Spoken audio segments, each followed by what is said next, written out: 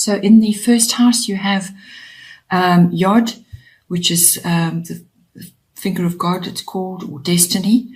And it's appearing in your first house, which is all to do with your body, your appearance, your personality, how you are coming across to others at this time, and how you are being perceived by others at this time.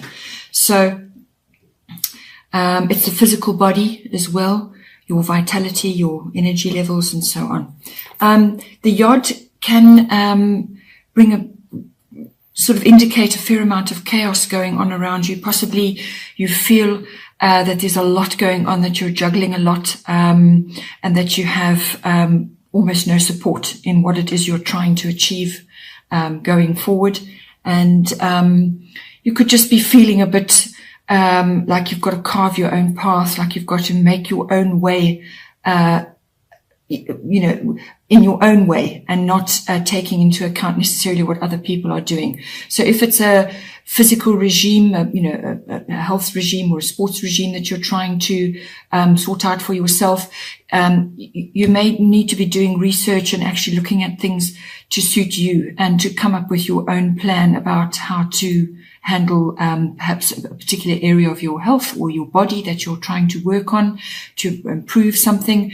But you may just feel that you kind of know in yourself, in your own inner self, the way to move forward, and you're going to have to come up with your own plan and move ahead, despite what others may say or what other opinions to the contrary.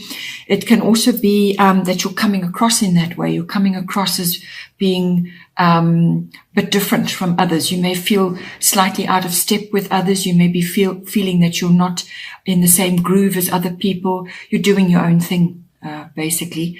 And there's a fair element of fate about this as well, whereas, you kind of things are going to be put in your path, which you've just simply got to deal with. And so you may be coming across like that. People are perceiving you like that, that you're making your own way despite, despite whatever else is going on. And you just could feel like things are a little bit, you're all over the place and you're having to carve your own path. You're actually having to take control and move forward, yourself. So, so that could just be how you're feeling currently at the moment. And it's almost like having your own coping mechanism for whatever it is that you're required to do. You may be required to be more physically present in your daily life, active physically. And it can just feel a little bit restrictive at this time. Then in your second house, you have Capricorn. This is a strong earthy sign, and it's appearing in your second house, which is all to do with your income and your money coming in, your values, your self-worth, and property, land, and the environment. So Capricorn is the building sign. It's ruled by Saturn. It's the sign of social progression. It's the sign of ambition. And making use of your resources and your contacts. So you may just make a really good contact when it comes to growing your money. So whether it's an investment or some kind of system where you're going to bring in a really good foundation for yourself. But it's all about that. It's all about creating a really firm foundation for yourself, something that's built to last. This is not about wishy-washy, quick money making schemes. This is, and it's not about rash purchases. This is about solid building of income and your ownership of things. It's about making good social contacts and using those social contacts. Obviously, using with integrity. So, honoring the people that are going to help you and perhaps give you tips and advice or just solid leadership. So you're going to be putting systems in place for your money that's coming in, your income. And it's also about self-worth. It's about building yourself up. And you've got to build from a solid foundation, and Capricorn is all about that. There's nothing wishy-washy about them. They set their sights on a goal and they go for it. Okay, then we have in your third house, you have the Sun, the Spirit card.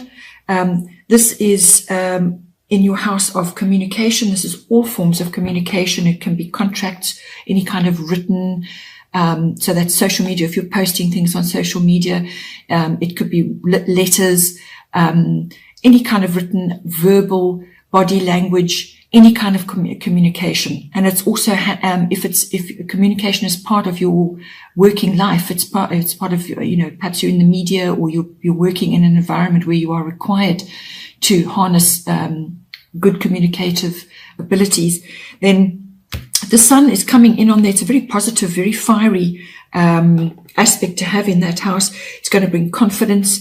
It's going to bring, a lot of, warmth, and so you're going to be projecting that outwards. But it's a lot of confidence and, possibly, making changes as well. But it's what you're projecting outward. It's probably going to bring in, sort of good times, sort of happiness, sunny times, a lighter outlook, a happier outlook. But it is also you putting your spirit into whatever it is that you are communicating about. So, harnessing, a really sunny, bright, positive outlook, because by doing that, you influence others. And being in the third house, which is the house of communication, you are going to influence others. So make sure that you're harnessing those abilities, those aspects for yourself. And then in the fourth house, we have, Saturn return, which is all to do with, wisdom, maturity, and responsibility. So you could be, the fourth house is your house of home. It's also to do with your roots, your family, and your ethnic identity. So you could be feeling a little bit restrictive, at this time, in those areas of your life, perhaps in your home.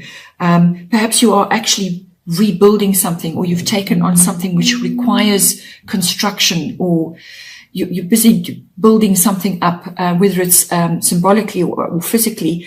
Saturn return is all about building a strong foundation. So if you're trying to create something in your home and it's on a wobbly foundation, Saturn's going to smash it down, and you're going to have to start all over again. Or it could just be that you're feeling restricted in your home. Perhaps there are things you want to do and you just simply can't do it.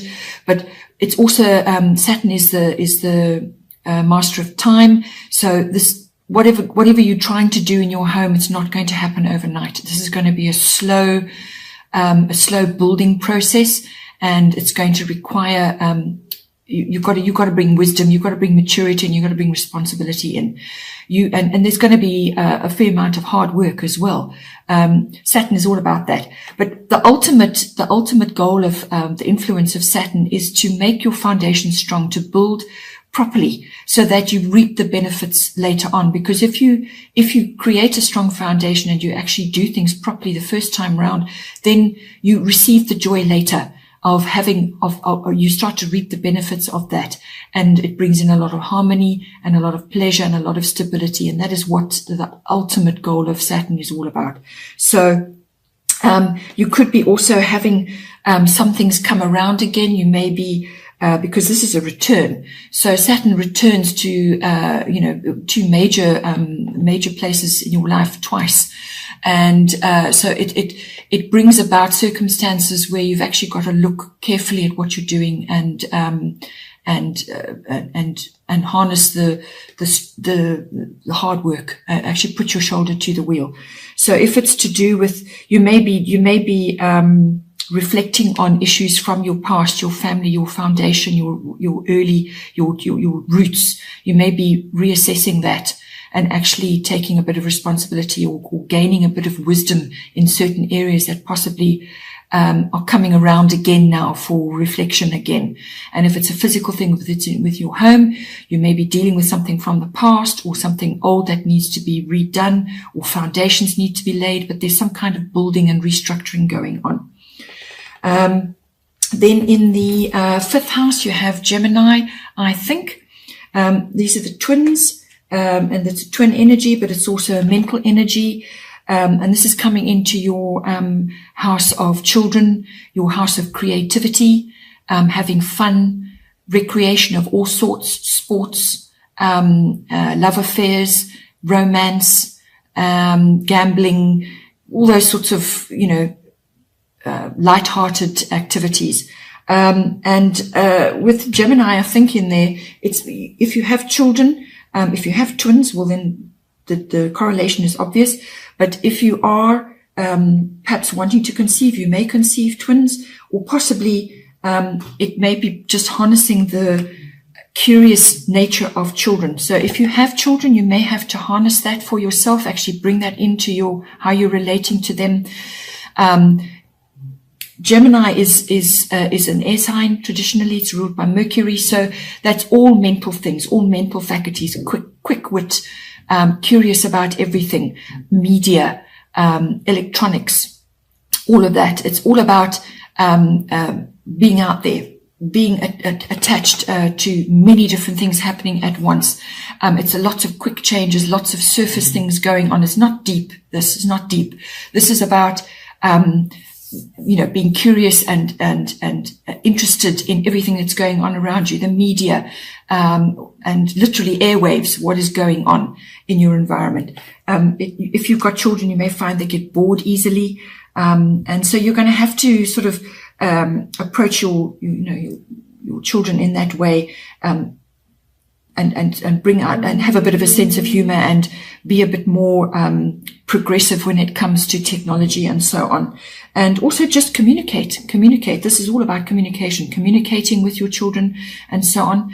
If you're dealing with, if you've got a creative project or you are in the creative field, then Gemini, it harnesses all the things I've just mentioned. It's all about the media, communication of all sorts, technological stuff, electronics. And you may have to bring, if you're working on a creative project, you may have to bring that into your life or actually boost it in some way. And you may need to get your message out about what it is that you're actually creating and doing. And it's all about communication. So it covers all of that. And if it's a love affair, it's lighthearted, having fun, as I said, curious energy, getting out and about, socializing, all of those things.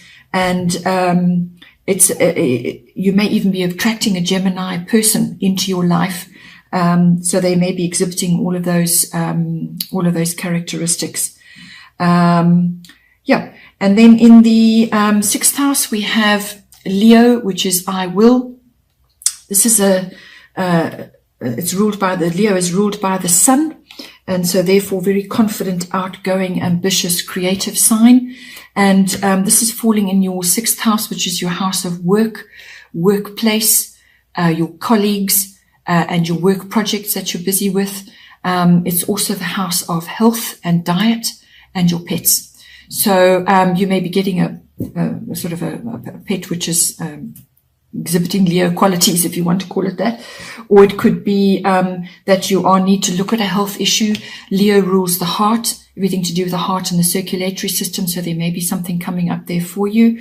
Or it could just be that you need to bring the Leo qualities into your daily work life. It's all about work mastery of your craft, whatever it is that you specialize in, or whatever it is you would like to specialize in.